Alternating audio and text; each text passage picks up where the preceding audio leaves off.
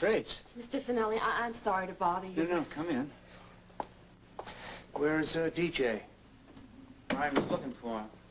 Well, he's back at the apartment until he goes to prison. It's so unfair. It's so unfair.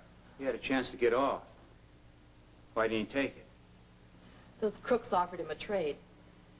In exchange for what? Taking care of me. My boy's ruining his life because I ruined mine. Crazy kid. Now it all makes sense. I don't want that kind of money.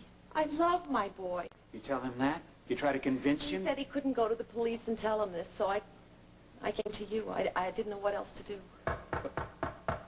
Excuse me.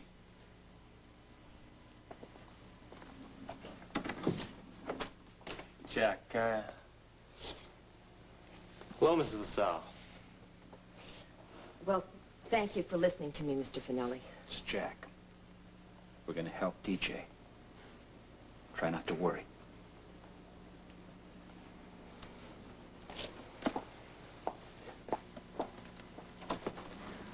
What was that about?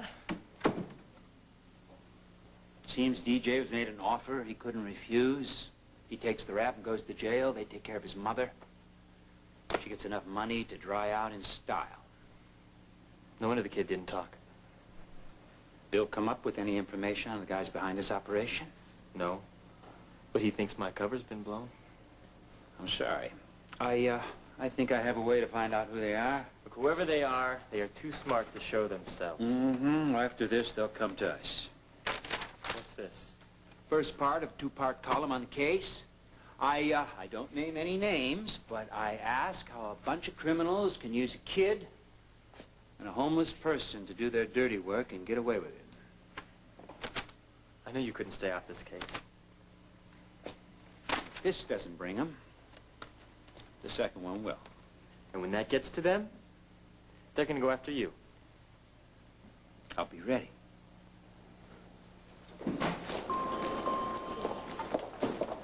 Maggie? Oh, I'm glad you're here. I need to ask you something. Oh, Jill, I'm real starved. I gotta get a sandwich. It's only going to take a minute. What is it? It's about you and Roger, and I'd really like a straight answer. And at one point, you couldn't stand being around him. Now, every time I turn around, you're together. He's the first to find out about your pregnancy. And then you hire him out as your personal manager. So? So at one time, you couldn't stand the sight of him. Well, Roger's really changed in the last couple of months. He's my brother, and I love him dearly, but he never changes. Well, maybe you don't know him as well as you thought you did. And maybe I don't know you at all. You've never tried. Oh, I'm trying, but I'm confused. I mean, why are the two of you around Katie's bedside every waking hour? Well, Roger is trying to bring back Katie's memory, and I'm there as a friend. Friend? Yeah. I don't get it. I mean, just a short while ago, you were at each other's throats. Yes, I know, and I feel just terrible about that, so I'm just trying to make it up to her now. Make up for what? What'd you do?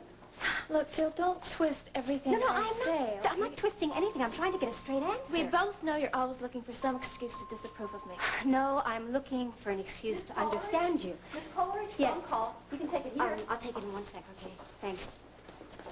Maggie? No, Jill, your minute with me is up.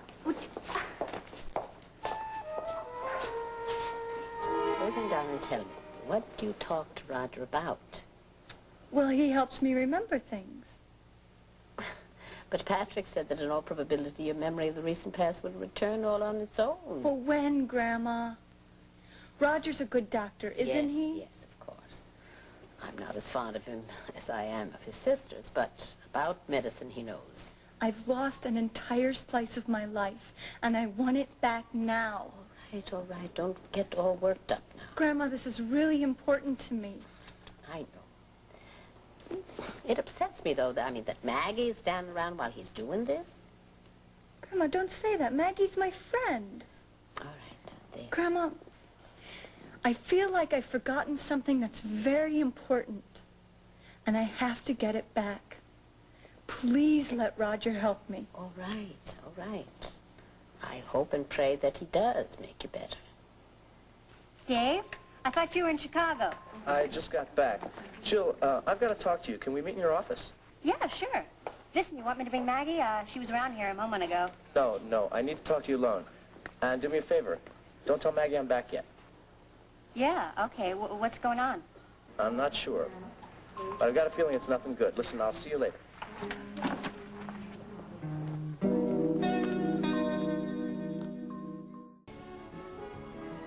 This is David Hartman. Thinking about refinancing your mortgage? We'll have some advice. Charles Boorman tells about what it was like starring in The Emerald Forest, and Academy Award winner Linda Hunt talks about Silverado tomorrow on Good Morning America.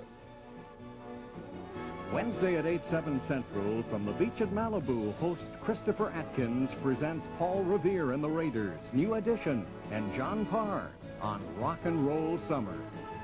Then Alexis uses her charm, Galen, to win a prince for Amanda on Dynasty. After, a young man finds his beautiful ex-lover dating his father on Hotel. Mike declares his love for Noreen. Stay tuned for Loving next.